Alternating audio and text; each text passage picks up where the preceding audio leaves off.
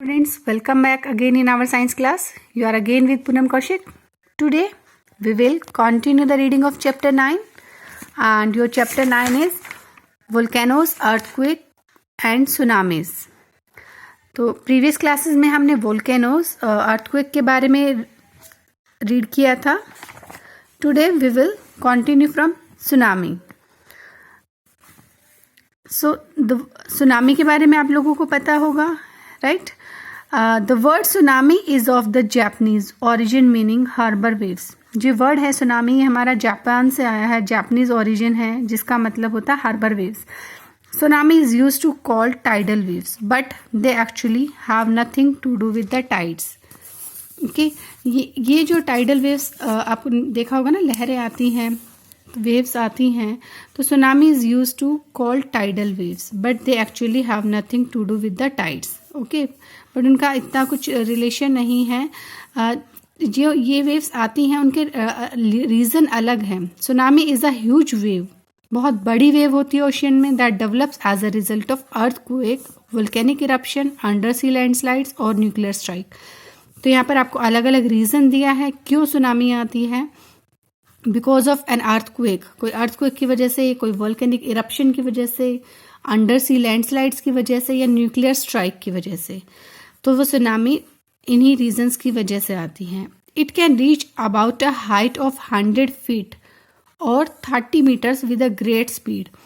तो ये एक हाइट तक जाता है. कितनी हाइट? 100 फीट, यानी कि बहुत ऊंचा इसकी हाइट होती है. 30 मीटर्स इसकी हाइट है विद अ ग्रेट स्पीड, और उसकी स्पीड भी बहुत ज़्यादा होती है. It can travel even faster than a commercial jet. Commercial jet से भी फास्ट होता है. एंड कमर्शियल जेट की around 740 to 900 kilometre per hour तक स्पीड होती है. ओके, तो इतनी स्पीड से वो सुनामी आती है. This powerful wall of water, ये यहाँ पर इन्होंने बोला the powerful wall of water, एक पूरी वाटर की दीवार कितनी पावरफुल होती है. वो रीचेज द कोस्ट, इतनी हाइट, इतनी स्पीड, जब वो कोस्ट पर आएगी, किनारों पर आएगी, and causes a lot of damage to lifes and property. तो बट ऑफ कोर्स ये देखो, आप यहाँ पर पिक्चर में भी देख सकते हो किस तरीके से बिल्डिंग डैमेज हो रही हैं. तो ये हमारी लाइफ्स और प्रॉपर्टी दोनों को डैमेज करती हैं. The under sea earthquake occurred in Indian Ocean cause the tsunamis of December 2004, in which thousands of people from India, Sri Lanka and Indonesia lost their lives and property worth crores were damaged. Under sea earthquake हुआ था Indian ocean में, उसकी वजह से tsunami आई थी दिसंबर में 2004 में. Okay, earthquake की वजह से आई है. इन विच 1000 ऑफ पीपल्स फ्रॉम इंडिया, हजारों लोग इंडिया से, श्रीलंका से, इंडोनेशिया से लॉस्ट देयर लाइव्स. ठीक है, हजारों लोग मर गए थे. And property worth crores were damage, करोड़ों की प्रॉपर्टी को नुकसान हुआ था. इट मीन्स कितनी लाइफ लॉस हुई हमारी इंडिया से, श्रीलंका, इंडोनेशिया से. ओके, और इतना डैमेज हुआ. यहाँ पे जापान के अर्थक्वेक के बारे में बताया है. One of the most deadly earthquake, सबसे ज़्यादा डेडली अर्थक्वेक था in recent times, that major 8.2 on reactor scale, shattered Japan in March 2011. 2011 में आया था अर्थक्वेक, उसकी वजह से हुआ था यह जापान में अर्थक्वेक. 8.2 उसकी मेजरमेंट था रिएक्टर स्केल पर. This mega earthquake left behind a series of disasters, और इस एक अर्थक्वेक की वजह से उसके पीछे पीछे काफ़ी डिजास्टर, सीरीज में डिजास्टर आए, and a story of destructions. Over 10,000 people loss their lives.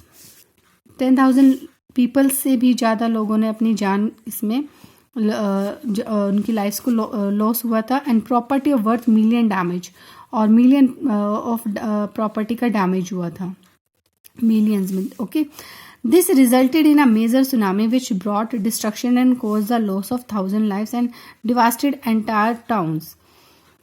इसकी वजह से, सुनामी की वजह से जो डिस्ट्रक्शन आई, जिस उससे हजारों लोग मारे गए, और उसमें टाउन्स में भी पूरा का पूरा टाउन ही है जो वो डिवास्टेड हो गया. A massive fire was caused by earthquake in a oil company.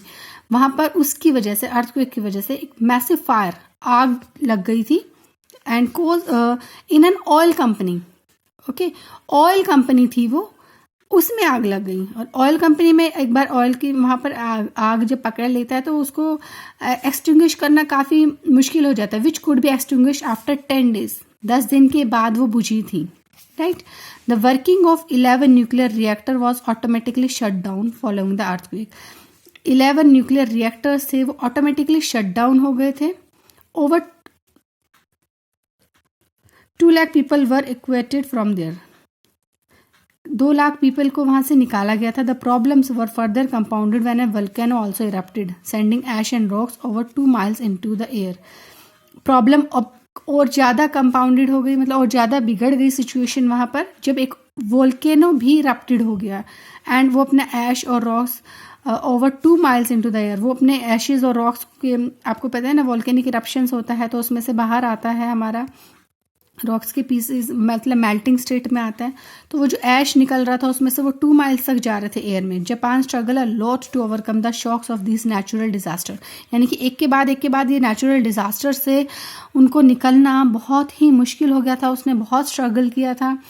एक अर्थक्वेक के बाद इतनी सारी प्रॉब्लम्स उनकी होते चले गए सीरीज में, राइट।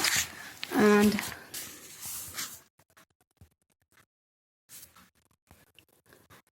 नेक्स्ट है साइंटिफिक इंटरेस्ट।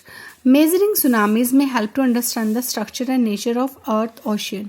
साइंटिफिक इंटरेस्ट, अगर साइंटिफिक तरीके से हम देखते हैं तो अगर हमें सुनामी का मेजरिंग सुनामी में help to understand the structure and nature of the earth ocean, अगर हम सुनामी को मेज़र कर लेते हैं तो हमें क्या हेल्प करता है कि किस तरीके का नेचर था अर्थ के ओशियंस का, कैसे स्ट्रक्चर रहा होगा, ये सब कुछ हमें हेल्प मिल जाती है अगर हम सुनामी का मेज़र करते हैं कि कैसे आई है।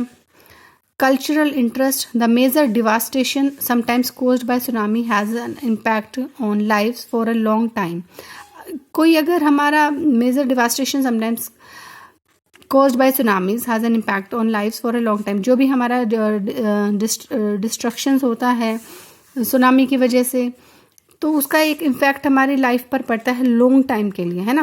अगर कोई भी डिज़ास्टर आता है तो उसका लाइफ पर लॉन्ग टाइम इफेक्ट हमारा पड़ता है। इसको ही हम कल्चरल इंटरेस्ट बोलेंगे। Technological interest, by studying tsunami early warning sensor system could be put into place to provide advance notice of when a tsunami is coming. जब हम स्टडी करते हैं सुनामी की तो अर्ली वार्निंग सेंसर सिस्टम हम लगा सकते हैं उन प्लेसेस पर ताकि हमें एडवांस नोटिस मिल जाए when a tsunami is coming, although they travel at very fast pace.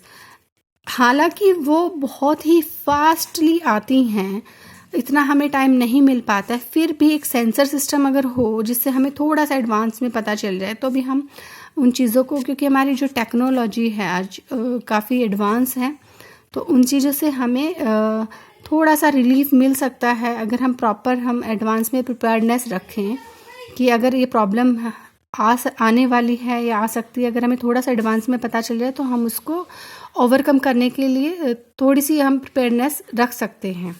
Okay, तो कुछ इंटरेस्ट यहाँ दिए हैं। Here your chapter reading is finished. Okay student, I hope आपको सुनामी भी समझ आया होगा। अच्छा लगे तो लाइक कीजिएगा, सब्सक्राइब कीजिएगा। Thank you.